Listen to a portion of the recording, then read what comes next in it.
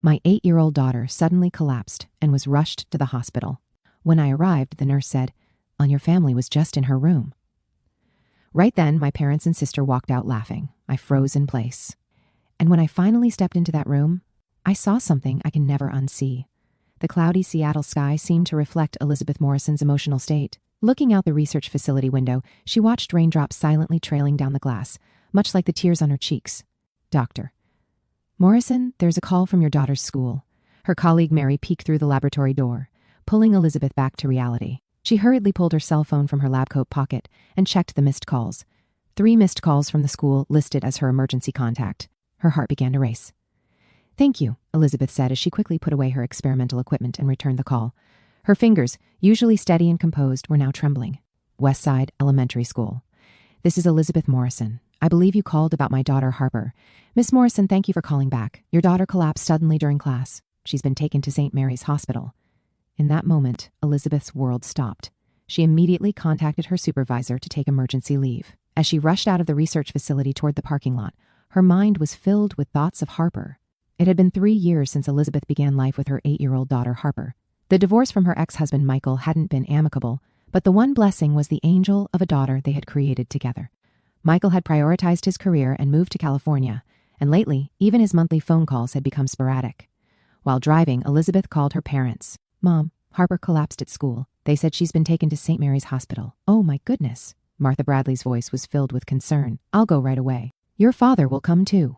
Don't worry, Elizabeth. Could you call Vanessa as well? Of course. She shouldn't be in court today. Elizabeth breathed a small sigh of relief at her mother's words. Her parents, George and Martha, were enjoying a comfortable retirement after long careers in healthcare. George had been a respected pediatrician, and Martha a veteran nurse. Her sister Vanessa was a successful lawyer who was enjoying single life. Her parents and sister adored Harper and were always happy to look after her when Elizabeth was busy with work. Recently, as her pharmaceutical development project at the research facility entered a critical phase, she had been working even on weekends. During those times, her parents would often say, "You need to rest and take Harper for the weekend." On the surface, one couldn't ask for a more dependable family, but as she gripped the steering wheel, Elizabeth recalled Harper's recent behavior. Once the most energetic and cheerful child in her class, she had gradually become withdrawn over the past few months. On the way home from school, no matter what Elizabeth asked, Harper would only say nothing. She became particularly quiet after returning from her grandparents' or aunt's home. Elizabeth had excused her own busyness, considering the changes just a phase in growing up. Child psychology books said ages 7 to 8 were when internal development occurred. Plus, the divorce must have had an impact. As she pulled into the hospital parking lot, one thought consumed Elizabeth's mind. Is it my fault?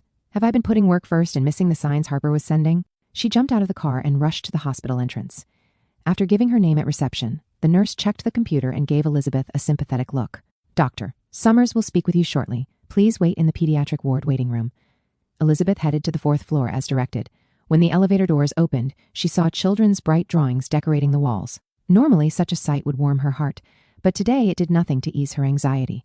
Upon reaching the waiting room, a middle-aged female doctor in a white coat approached her. Ms. Morrison, I'm Dr. Summers from Pediatrics. The doctor introduced herself, guiding Elizabeth to a quiet consultation room. First, I want to let you know that your daughter's condition is stable. Her life is not in danger. For a moment, relief washed over Elizabeth, but there was something hesitant in the doctor's expression. But Elizabeth's voice caught.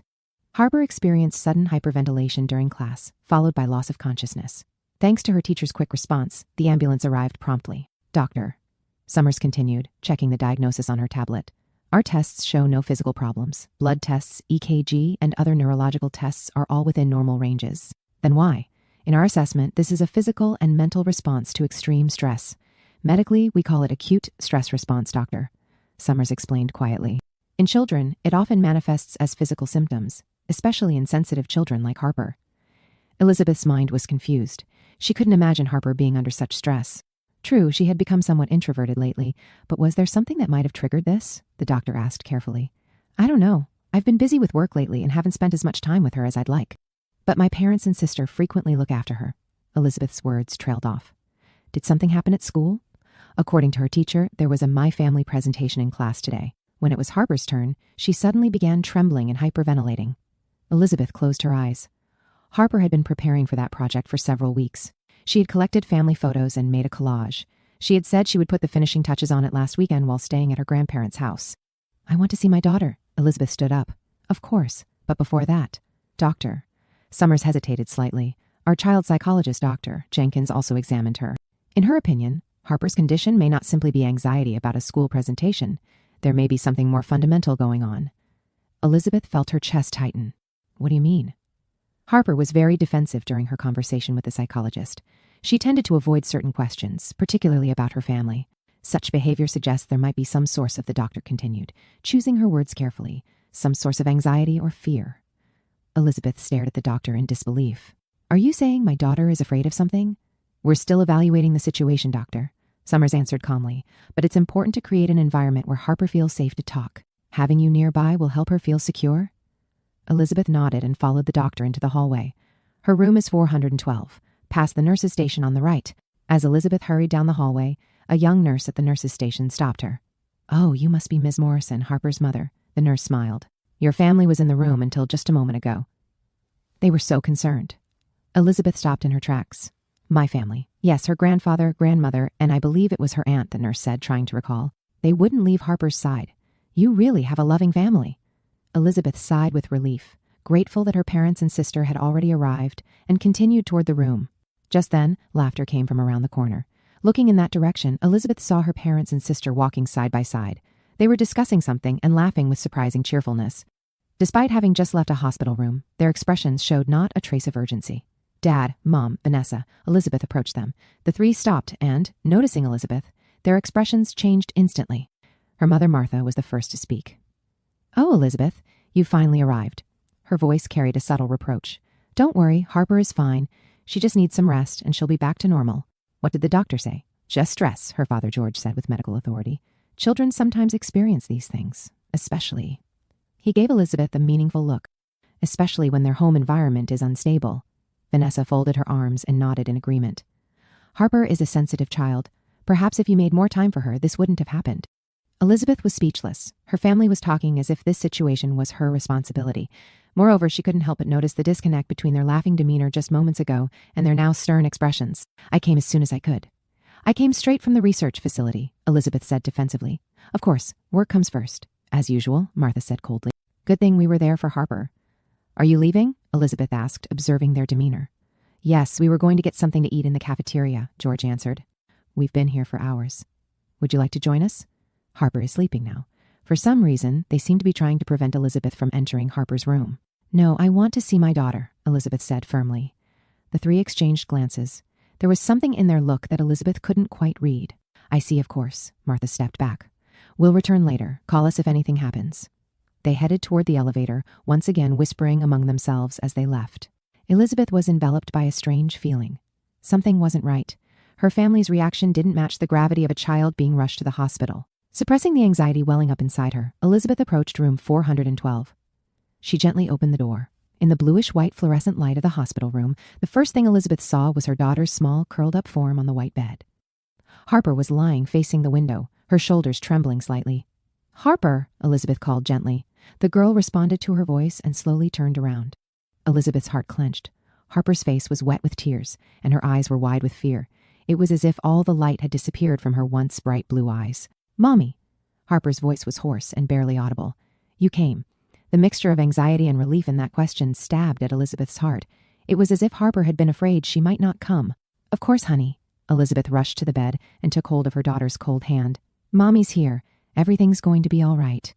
Tears welled up in Harper's eyes. She tried to speak but began trembling again. What's wrong? Does something hurt? Elizabeth placed her hand on her daughter's forehead to check for fever. Harper shook her head. It doesn't hurt. What happened? I heard you felt sick at school. Harper stared into her mother's eyes, then suddenly averted her gaze. There was a fear in those eyes that no child should possess. The presentation, she finally managed to say. It was the family presentation. Elizabeth sat in the chair beside the bed, gently stroking her daughter's hand. The one you were preparing for. You said you were going to put the finishing touches on it at Grandma and Grandpa's house. At those words, Harper's body stiffened. She began to tremble violently again, alarming Elizabeth. Harper, are you all right? They told me not to look, not to look, Harper suddenly cried out. Don't tell anyone. Confused, Elizabeth tried to understand her daughter's words. What are you talking about? Who told you that? Instead of answering, Harper pointed to the side table next to the bed. There lay her pink tablet, the one Elizabeth had bought her for the school project. The tablet. Elizabeth reached for it. Were you told not to look at this? Harper nodded slightly, quickly adding, if I looked, Grandpa and Grandma would be angry. They said I'd never see you again. A chill ran down Elizabeth's spine. What had her parents told their granddaughter? She picked up the tablet. The lock screen displayed a smiling photo of Elizabeth and Harper taken at the park. What's the password? Elizabeth asked quietly. Heart, Mom, Star, Cat. Harper answered, trembling. Elizabeth entered the password and opened the home screen. Nothing seemed unusual at first glance. There were just children's apps and a folder for school assignments. What aren't you supposed to look at? Elizabeth asked gently. Harper hesitantly opened her mouth. Messages. Elizabeth opened the messaging app. There were exchanges between her and Harper, innocent conversations with a few classmates, and a massive number of messages from her parents and sister. The first ones dated back several months, with the most recent from yesterday. Elizabeth opened the first message. The words she read made her blood run cold. Harper, this is Grandma's secret message. Never show this to Mommy. Mommy is too busy and doesn't have time to care about you. But Grandma, Grandpa, and Aunt Vanessa are always thinking about you. We're your real family. She scrolled through with trembling fingers. The messages continued. Mommy is always working. Her experiments are more important than you. Did you know that Daddy left because of Mommy? Having a child like you has ruined Mommy's life. Imagine what would happen to you if we weren't around. If you tell Mommy, we'll never let you see us again. This is our secret. The messages went on endlessly, all with similar content. Malicious words designed to destroy Elizabeth and Harper's relationship and implant the idea that her parents and sister were the real family. It wasn't just unkind words. It was planned, systematic psychological abuse. When she reached yesterday's message, Elizabeth gasped. Ready for tomorrow's presentation? The collage that Grandma specially helped you with will surprise your teacher. But this is our secret, too. If you show it to Mommy, you'll never be able to see us again. Elizabeth continued scrolling. She moved to the photo folder and found pictures she hadn't seen before. Photos of the I, My Family, a project collage that Harper had supposedly been preparing. It completely excluded Elizabeth's image, instead depicting only the grandparents and aunt as a family. Even more shocking, at the edge of the collage were small letters saying, Mommy is always busy and doesn't care about me. They made you create this? Elizabeth's voice trembled. Harper nodded, crying. They said if I didn't do what they said, they'd take away my toys and I wouldn't be able to see Mommy anymore. And today, you were told to present this at school? Yes, but I couldn't. Harper struggled with her words. When I stood in front of everyone, the teacher looked at the collage with a strange expression, and then suddenly, I couldn't breathe. As Elizabeth listened to her daughter's words, she was overwhelmed by a mixture of anger and sadness. Her parents and sister had been manipulating and psychologically abusing her daughter behind her back for months, and today, that pressure had become too much for Harper's small body to bear, and she had collapsed. Elizabeth gently put down the tablet and embraced her daughter. Listen, Harper, she said, looking into her daughter's eyes. This is absolutely not your fault. Everything Grandpa, Grandma, and Aunt Vanessa said is a lie. You are the most important thing in the world to me. Having you has made my life wonderful. Harper's crying subsided a little. And I will protect you from anyone, even if that means... Elizabeth faltered for a moment, but continued with strong determination. Even if that means protecting you from Grandpa and Grandma. Harper buried her face in her mother's chest. I was scared. It's okay now, Elizabeth said, stroking her daughter's hair. Mommy is here with you. She stared at the tablet. Months of documented evidence. A calculated betrayal by the family she had trusted. Anger shook her entire body. Elizabeth pressed the nurse call button and said to the nurse who came, Could you call Dr. Summers? And if possible, the child psychologist, Dr. Jenkins as well. The nurse seemed to sense the situation and nodded immediately. I'll call them right away. Left alone in the room again, Elizabeth held her daughter's small body and gazed out the window. The rain had started falling from the cloudy sky. In her heart, a storm of sadness and anger was raging. When Dr. Summers and Dr. Jenkins entered the room, Elizabeth was sitting quietly by the bed of the now sleeping Harper, holding the tablet. The doctor seemed to sense from Elizabeth's expression that something serious had happened. Ms. Morrison, has something happened? Doctor, Summers asked quietly. Elizabeth looked up and said in a trembling voice, Yes, I found evidence of the abuse my daughter has been experiencing. Abuse? Both the doctor and psychologist widened their eyes. Psychological abuse? Elizabeth held out the tablet, planned over a long period by my parents and sister. Choking on her words, she continued. They were manipulating my daughter behind my back, trying to destroy our relationship. Doctor. Jenkins took the tablet and reviewed the messages with Dr. Summers. Their expressions gradually became severe. This is clearly a case of child psychological abuse, the psychologist said, maintaining professional composure despite the anger in her voice. Emotional manipulation of a child, deliberate destruction of the parent-child relationship, threats, all of these are serious abusive behaviors. Dr. Summers turned to Elizabeth. We need to report this to Child Protective Services. We should also consider notifying the police. Elizabeth nodded, holding her daughter's small hand. What should I do? First, we'll create a detailed report, Doctor, Summers said. The tablet is important evidence of Harper's abuse. Let's keep it safely until we can submit it to the police. And, Doctor, Jenkins continued, we need to have a thorough discussion with Harper. She needs professional support to feel safe enough to tell the truth. Elizabeth looked at her sleeping daughter's face and steeled her resolve. I want to talk with her as soon as possible, when she wakes up. At that moment, Harper moaned softly and opened her eyes. She looked around in confusion, then showed relief when she recognized her mother. Mommy, I'm here, honey. Elizabeth gently stroked her daughter's hair. Everything's going to be all right now. Doctor. Jenkins stepped forward. Harper, my name is Dr. Jenkins. I'd like to talk with you a little. Is that okay? Harper fearfully looked up at her mother. Elizabeth nodded slowly and gently said, She's on our side. You don't need to be afraid. Did you see the messages on the tablet? Harper's voice was trembling. I did, Elizabeth answered honestly. Everything Grandpa, Grandma, and Aunt Vanessa said is wrong. You are my treasure. I couldn't live without you. Tears welled up in Harper's eyes. I was scared. Grandpa said if I told, I'd never see Mommy again. That will never happen, Elizabeth said firmly. No one can separate us. Doctor. Jenkins spoke to Harper in a gentle voice. Harper, can you tell us everything that Grandpa, Grandma, and your aunt did? Don't be afraid. You haven't done anything wrong. Harper began to talk, little by little. At first reluctantly, but gradually the words flowed more easily. She spoke about the indoctrination that took place every time she stayed at her grandparents' house. Disguised real family was not Elizabeth but them, and how they had manipulated her school project. As she listened to the story, Elizabeth's heart felt like it would burst. She couldn't understand why the family she had trusted would try to separate her from Harper. Why they would do such a thing, Elizabeth murmured. Suddenly, the door to the room opened, and a nurse hurriedly entered. Ms. Morrison, I'm sorry. Your family has returned and appears to be heading to the room. Elizabeth's spine froze. She looked at the doctor and psychologist. Please don't let them into the room. Doctor. Summers immediately instructed the nurse, call security, and tell them that visiting is restricted for the patient's rest. Elizabeth stood up. No, I'll meet them. She clutched the tablet in her trembling hand. Doctor. Jenkins, would you stay with Harper? The psychologist nodded, saying, Of course. Elizabeth took a deep breath and headed for the door. It's time to put an end to this situation. In the hallway, her parents and sister were standing in front of the nurse's station. Their expressions, unlike before, now looked concerned. Elizabeth closed the door to the room and approached them with determined steps. Elizabeth, her mother Martha smiled. How is Harper? Don't you think it would be better to let her rest a bit more and then take her to our house? You have work, don't you? That's right, her father George agreed. Rest is best for children. We'll take care of her so you don't need to worry. Vanessa nodded. That's right, your stress is affecting Harper. Don't you think it would be best to stay apart for a while? Elizabeth listened to their words, trying to maintain her composure. However, the gap between the evidence she had seen on the tablet and the false kindness she was hearing now fueled her anger.